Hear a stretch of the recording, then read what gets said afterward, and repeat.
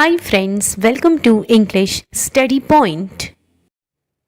Today in this video lecture I am going to explain you verses composed by Akka Mahadevi. So let me begin this video lecture by giving you an introduction about Akka Mahadevi.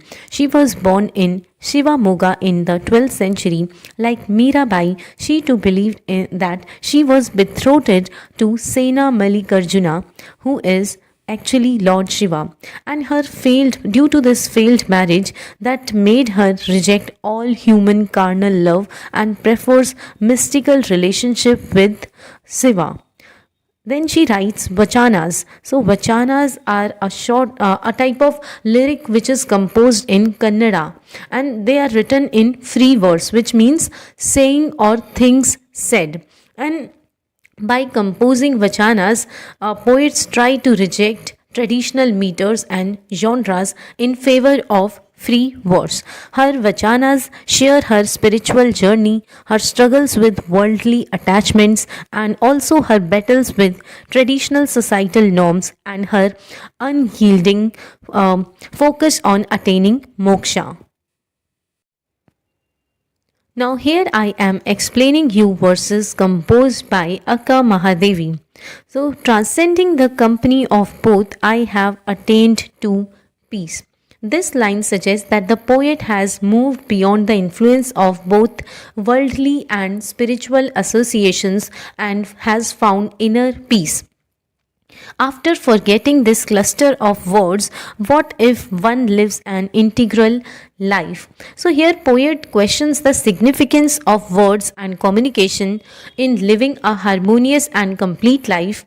She suggests that true fulfillment may lie beyond verbal expressions and instead reside in a deeper understanding or experience. Once I am joined to Lord Sena Mallikarjuna, I do not recognize myself as anything. Here, the poet expresses a sense of surrender and unity with a divine entity whose name is Lord Sena Mallikarjuna, who is actually Lord Shiva. She implies that in this state of oneness, she is no longer identifies herself as an individual self, and experiences a kind of dissolution of her own ego. So this integral life, this suggests that she has gained a kind of enlightenment or spiritual realization, and she feels that she is joined to divine, who is an existential in an existential state that permeates every aspect of her being. Now, in this whole stanza, she tries to reflect her spiritual journey and the profound transformation she underwent in search of inner peace and unity with the divine. And also, she explores the limitations of language and individual identity by pointing towards a state of transcendence and liberation from all kinds of worldly attachments. This is another stanza of this same verse composed by Akka Mahadevi, where she says, O swarm of bees, O mango tree, O moonlight, O koil bird. So in this line, Akka Mahadevi addresses various elements of nature and refers to them as the swarm of bees, like mango tree, the moonlight, and the koil bird. These elements symbolize different aspects of the natural world. I beg of you all one favor. So here in these lines, poet expresses her humble request to these natural elements and want to seek their assistance in finding her Lord, who is Sena Mallikarjuna. If you should see my Lord anywhere, my Lord white as jasmine, call out and show him to me. So what she tries to say here is that here Akka Mahadevi refers to her beloved Lord, who is described as being as pure and white as jasmine flowers. She is asking these natural elements to be on the lookout for her Lord. Then she says, call out and show him to me. The poet here in these lines implores these natural elements to call out and guide her to her beloved Lord if they happen to come across him. She longs to be united with her Lord, and she relies on the assistance of nature to help her in her search. So we see Akka Mahadevi's deep devotion and her belief in the interconnectedness of all beings. She seeks the help of nature to find her beloved Lord and displays her longing to attain oneness with him. This is a kind of same verse composed by Akka Mahadevi, but another stanza where she says, "As long as woman is woman, then a man defiles her." Defiles means making her impure. So this line suggests that in the conventional understanding of societal norms, a man can pollute a woman simply by being in her presence or engaging with her. And here she speaks to the inequality and patriarchal attitudes prevalent in society that led to the objectification and mistreatment of women. Then she says, as long as man is man, a woman defiles him. That means this line presents a reversal of roles, highlighting the perspective that a woman can defile a man simply by existing or engaging with him. This can be seen as a critique of the double standards and gender bias that exist in society. When the mind's taint is gone, is there room for the body's taint? So this line delves into the deeper realm of spirituality and inner purification. The poet suggests that once the impurities and attachments of the mind are eliminated, there is no room for physical impurities or societal judgments. It implies that inner transformation is essential for both men and women to transcend societal limitations and achieve a state of purity. Then the entire world is mad because of this adventitious taint. Look you, good sir, for the great spouse. So first of all, the poet asserts that the entire world is engulfed in madness or delusion due to the external influences and biases that cloud people's perceptions and behaviors, and this societal taint or influence hinders individuals from realizing their true selves and living authentically. Look you, good sir, for the great spouse called Sena Malikarjuna, my lord, the whole world is a wife. So here Akka Mahadevi addresses an unknown person, urging them to seek their great spouse, who is referred to as Sena Malikarjuna. This can be interpreted as a metaphorical reference to the divine or ultimate truth that the poet seeks and identifies as her lord. Then the last line is, the whole world is a wife. So this line emphasizes the belief of the poet that the entire world is like a spouse or partner to her divine lord. It suggests a deep sense of connection and union between the poet's spirituality and the physical world.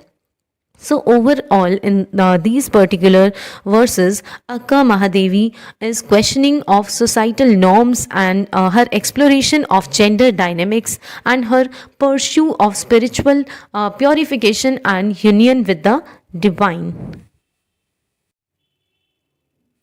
Here she says, "Hear me, O Father Linga." The poet Akka Mahadevi addresses the deity as Father Linga with a plea to listen to her. This feeling has become my life. The poet expresses that her devotion towards the deity has become the essence and purpose of her existence. Mark you, Sena Malikarjuna. The poet specifically addresses the deity by the name Sena Malikarjuna, emphasizing her connection and devotion towards him. Worshipping thee with all my heart. The poet here declares her complete dedication and heartfelt worship towards the deity. Then she says, "My wheel of births has ceased." Here, poet suggests that her cycle of reincarnation or the process of rebirth has come to an end due to her utter devotion and surrender to the deity.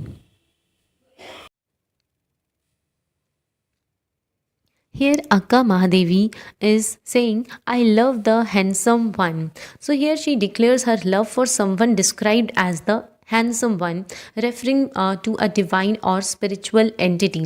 He has no death, decay, nor any kind of form. So she emphasizes the transcendental nature of this handsome one, indicating that he is free from any kind of physical limitations such as mortality or deterioration, and there is no place or side. So she suggests that the handsome one is not confined to any specific location or direction, implying his omnipresence. Then line comes, no end nor birthmarks. The handsome one is described as devoid of any boundaries or distinguishing features associated with birth or an end, indicating his eternal nature. I love him, oh mother, listen. So she addresses her mother potentially, which is a kind of metaphorical reference to a spiritual or divine figure, and expresses her love for the handsome one. I love the beautiful one. So, poet proclaims her love for someone referred to as beautiful one, continuing the expression of profound adoration about Lord Sena Mallikarjuna, with no bond nor fear. So here she asserts that beautiful one is not bound by any attachments or fears, suggesting a state of ultimate freedom and fearlessness. Then, with no clan or no land, the beautiful one is described as not belonging to any specific group or territory, denoting his infinite nature beyond that exists beyond these worldly divisions. Then, no landmarks for his beauty. So, here by this line, poet tells that the beauty of the beautiful one is indescribable and beyond any reference point or comparison. Here she says, so my lord, white as jasmine is my husband. Take these husbands who die, decay, and feed them to your kitchen fires. So here she is talking about purity and transcendent nature of Shiva.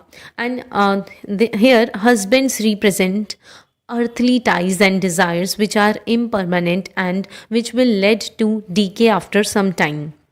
She is considering them as dead and she wants to feed them to kitchen. That here she implies that she burns away her earthly desires and attachments to focus purely on her spiritual union with Lord Shiva.